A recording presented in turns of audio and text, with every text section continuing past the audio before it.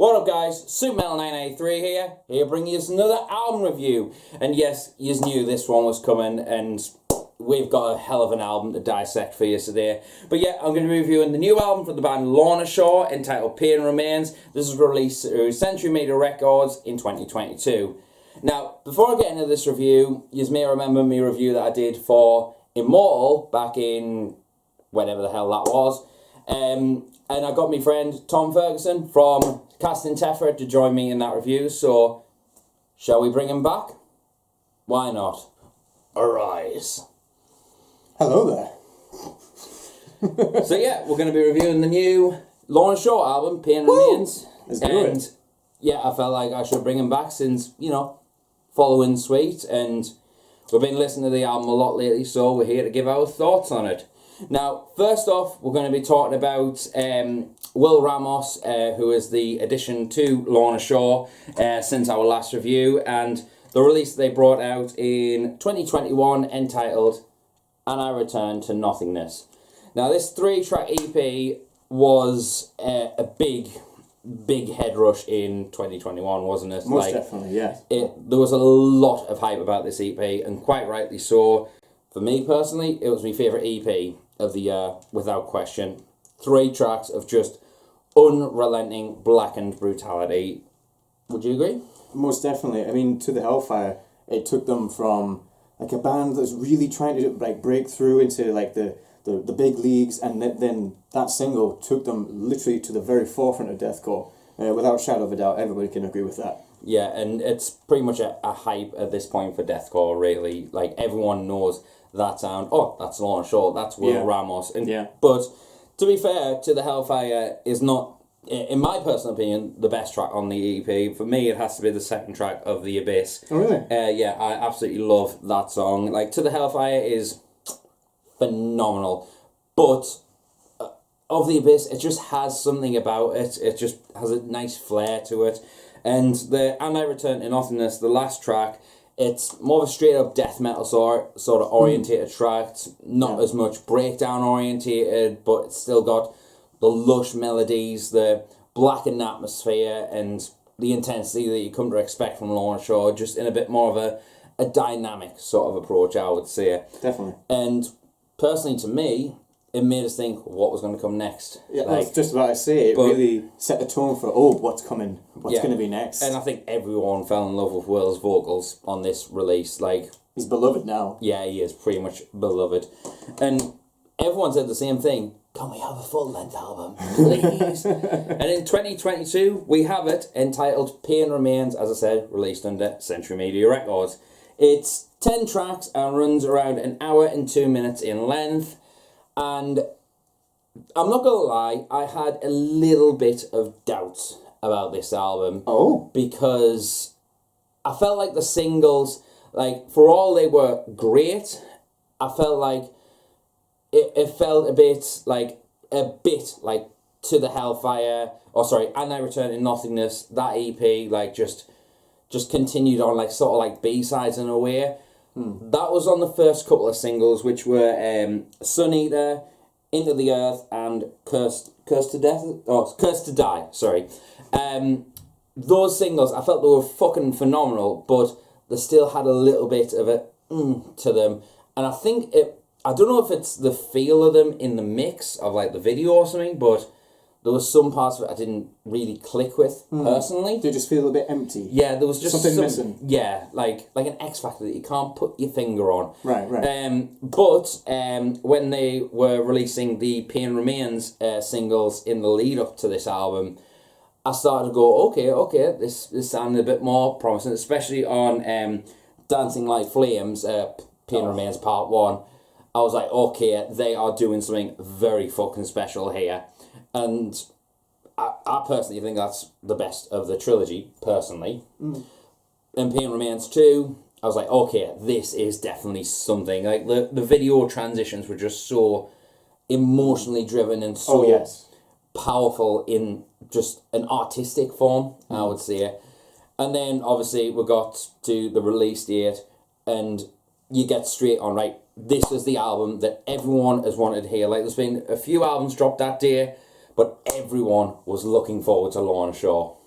Oh yes, it was definitely Dancing Like Flames, Pain Remains 1. It was definitely that one where I was really sort of, okay, like kind of what you were saying, it wasn't until that point where you're like, okay, now I'm on board with this. I need to know what's coming now. Yeah, it's kind of like the 3 tracks were like, okay, it's Lorna Shaw, the newer sound of Lorna Shaw, should we say. Like, I see what they're going for. But then Pain Remains sort of unlocked something and you were just like, ooh, what's coming? I didn't know how something could be so brutal yet still very like heart-wrenching, like pull at your heartstrings, you know what I mean? It's definitely got that like atmosphere. Yeah, it's like, it's eerie in a way. Yeah, and haunting. But to hear the album, especially kicking off with Welcome Back or Sleeping Dreamer, what the actual fuck? That, it personally, to me anyway, it's my favourite track on the album because it just opens so blissfully.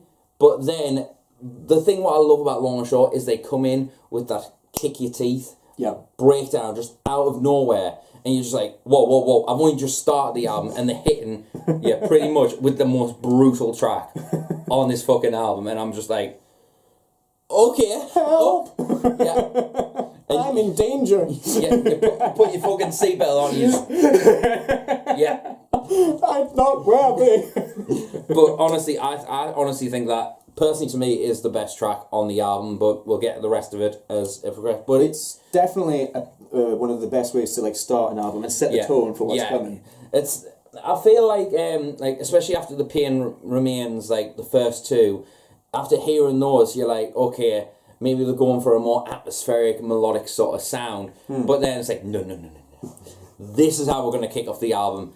Strong, hard, and just intense as it can get in 2022. Like, but then it goes into the tracks that we've mentioned, into the Earth, Sun Eater, and Cursed to Die, where it's just typical Lorna Shaw sound of the sound. But it's not. It doesn't actually feel in the album's presence that it is like B-sides, or it feels like, okay, this is the continuation. It really fits into the whole vibe of the album. Like I was saying when we were listening to it, that it feels like every song flows into one another. It's not like another track. It's like a concept album. Yeah, exactly. Yeah. And which it is, but it just feels very nice and fluent in its delivery, and I personally really like it. Out of the 3, I would say probably Cursed to Die is probably my favourite out of the 3. What would you say? From the ones after Welcome Back, it was Into the Earth that really caught my attention. Yeah. And not to say that Sun Eater or Cursed to Die are bad in any way, shape or form. Yeah, that's what I said. Like, it's I guess coming off And I Return to Nothingness, it kind of like felt that way because of the hype was still going on. Yeah, exactly. And you were just like, oh, it's not that. But then you listen to the album and you're just like, oh, it makes sense now. And besides the Pain Remains trilogy, which we're going to get to in a second, I want to quickly just talk about the overall sound of this album. Like, this sounds massive. Like, this is a very monolithic sound in the album. Like, from the chunk of the breakdowns and just the heaviness, it's there. But the beautiful melodies and the atmospheric Blackened parts really, as if saw through your listening habits. You know what I mean? Like, it really sends you into the album as, like, you can picture it. Like, you can't... I feel like this is an album that you can listen to, by all means, in the car and stuff, but the best way to experience this album is maybe a good pair of headphones, good set of speakers, and just immersing yourself in it, and that... A lot of bass in there. Yeah, it's... But the heaviness just comes through, and it just sounds absolutely incredible. Like, the mix is absolutely phenomenal. I think it has surpassed every Lorna Shaw release so far, in my personal opinion. Wow. And then... Big claim. Adam Amigo's lead work. I was just about to say, Adam's solos are still next level. It does not deviate here at all. The guy is an absolute god.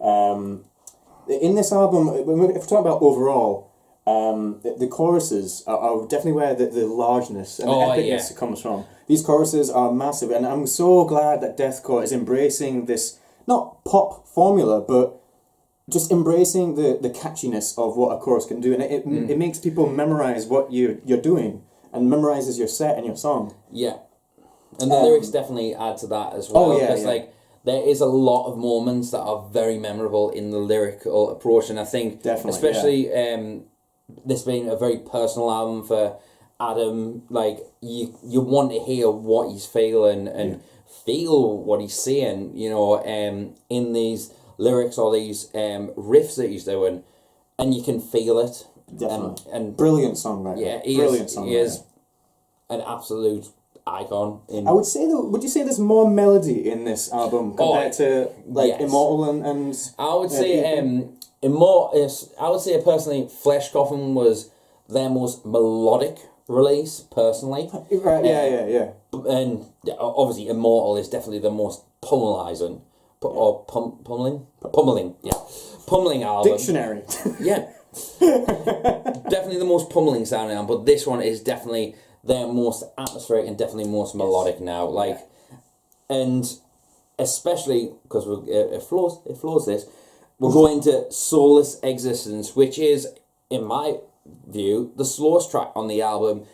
But it really sets a different vibe, because like it's been blast beats galore, breakdowns galore, but this song is definitely a more mid-paced sort of song for Lorna Shore, I will say. That's what I think. Like, it feels a little bit more eased back, but it still has that Lorna Shore-esque, that Blackened, atmospheric, just emotion-driven song, but it's still heavy as fuck. It's still crushing. It's got the heavy breakdown, but it just, overall, as an atmospheric song, it fits perfectly right in the centre of the album, if you ask me. It was definitely a highlight for me as well. Yeah. The more I listen to the album, the more I'm like, yeah, that one definitely, because it has that sort of tone, it really sets it apart. Add to favourites. Yeah, exactly.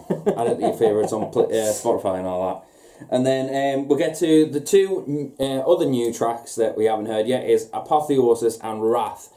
Out of those two, I would definitely say Wrath is probably my favourite of the two. Like, Apotheosis isn't forgetful or anything like that. It's very heavy, it's very chunky, it definitely fits in with the Lorna Shore sound, but out of the newer songs, Soulless Existence is probably my favourite, but I do love Wrath. Wrath just has a certain flair to it, if you ask me. Getting to this point of the record, Apotheosis, sorry. Well, I wouldn't say it's a sleeper, but Wrath, like you say, does kind of, it just has a bit more to it. Yeah. And then the final trilogy, here we go. Actually, before we go to that, I just want to mention also Austin's drum work. The guy is a fucking animal on the drums. Like, I think, personally, I don't know if I've actually said this here before, previously, that Lorna Shore's overall drums and guitar vibes is Infinite Annihilator in real life. Like, it's that just crazy with loads of fucking 16th notes or 32nd notes on the kicks, blast beats galore, and just stuff that you never think is actually possible to play on drums, but then he's going up on stage and be like, yeah, I can do this. Just breeze through it, just eyes shut. Yeah, I'm feeling it. And you're just like, okay, what? Yeah. And personally, I mean, I remember when we saw them in Manchester, and being like, oh, yeah, he can play this shit. Because there was a lot of doubt, but when we went to see them, we can assure you, he can play that shit. But yeah, and guitar tone wise, I said crushing as well.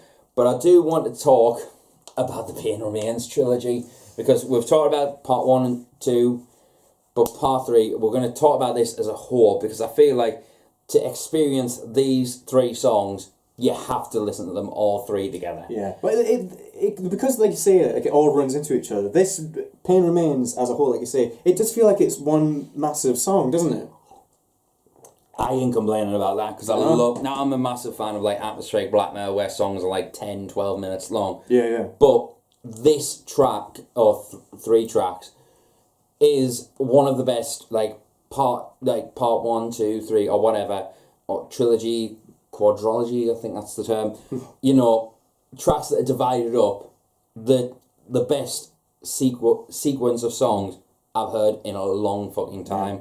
Especially, like, personally, Dance Like Flames is probably my favourite of the three, but I would listen to that trilogy together all day long. Best 20 minutes of your life. Yeah, and the music videos, like as we said, are just so captivating to watch and tug at the heart. Very, very compelling. And it just sounds absolutely fucking incredible.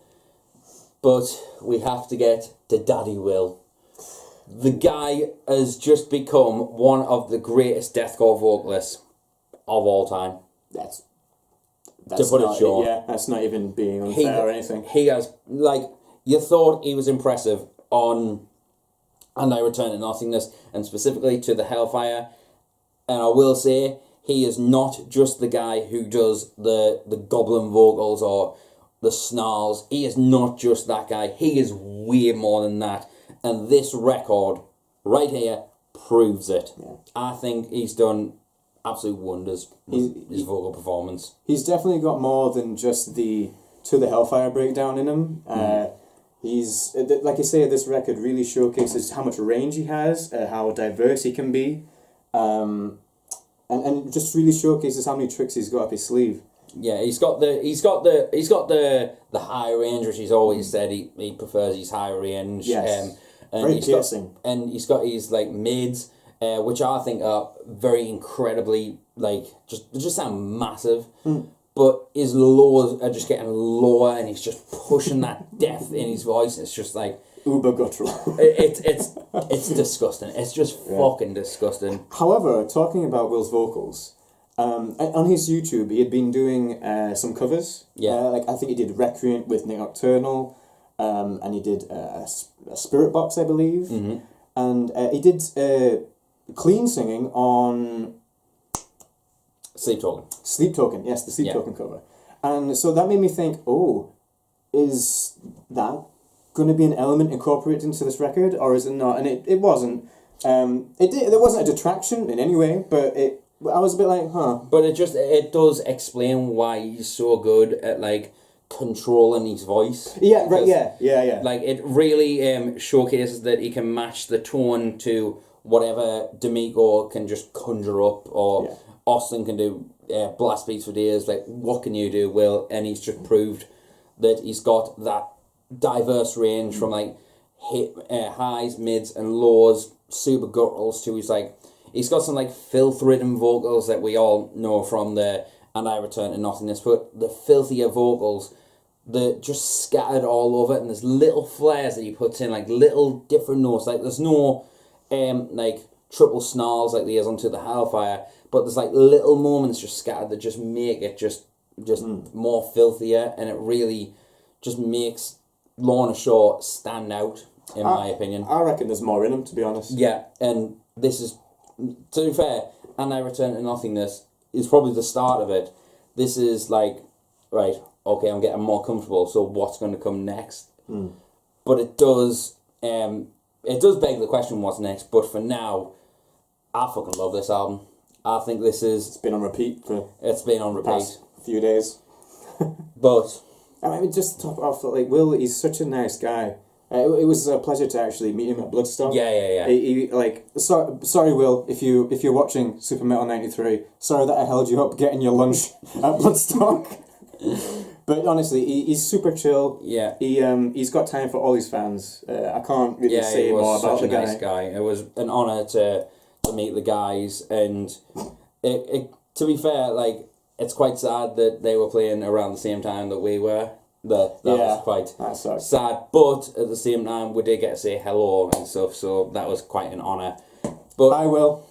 I will also say, I want to mention the artwork. Both me and Tom personally felt like the artwork, we didn't really get it at first. Like, it's a bit modern metalcore, so it kind of like made me feel like, I'm not really vibing with it, because I much prefer And I Return to Nothingness and Immortal, for example. Yeah. But it does stand out amongst its the band's discography. Well, I guess that's what they're going for, wasn't it? Yeah, exactly. Yeah. And it doesn't knock the album in any way, because the saying goes, don't judge a book by its cover. Yeah. And what is in this book is filth and just incredible songwriting. And I fucking love it. Yeah, I was kind of hoping for maybe one more oil painting, like Immortal or the EP, but yeah, it's like you say, you kind of just go, oh, shit album cover right now, Yeah. snow, but yeah, maybe one more oil painting could have been cool. But it doesn't detract away from the album because No. So I mean, if you're going through an album like this and that's the only thing you can say on it, I think that kind of says something, really. I love this album, and personally for me, for an overall score, I'm going to give this a solid 10 out of 10. Oh, we gave Immortal 9, didn't we? Yep. I'm personally giving it a 10. I can't stop listening to the album. The more I listen to it, the more I find I love about it. Yeah, no, I'm... This could be my album of the year. It's rivaling Malevolence and Spite at this point for me. Not to just be fanboys, but yeah, the music speaks for itself. It's a 10 out of 10. Yeah, absolutely love this album. If you haven't checked it out, I really urge you to do so, or we urge you to do so. Links down below of where you can check out the album. We'll put some tracks down there. And also check out our band, Casting Tephra. If you're ever into old Lorna short, then definitely check us out. Link down below. Also check out my Spotify playlist, Riffs for Days. Welcome Back or Sleeping Dreamer is in that playlist because I absolutely love it. And actually, before we go, pick 3 songs which you would recommend. I would say Welcome Back or Sleep, Soulless Existence, and Pain Remains 1. Can I be a basic bitch? Go for it. Say the Pain Remains trilogy. No. That's too easy. That's too easy. It will have to be Pain Remains, Dancing Like Flames. Soulless Existence, I said that before, that was a highlight. And yeah, just the intro to the album, Welcome Back, O Sleeping Dreamer. Same tracks. Yeah. Sound nice, easy job for me later. Oh, we know All Curse to Die. I do like All Curse to Die. Well, that'll be in the description anyway. But yeah, make sure you check out all the links that I said below. And I'll see you until the next video. From myself and Tom. Stay metal, and I'll see you later.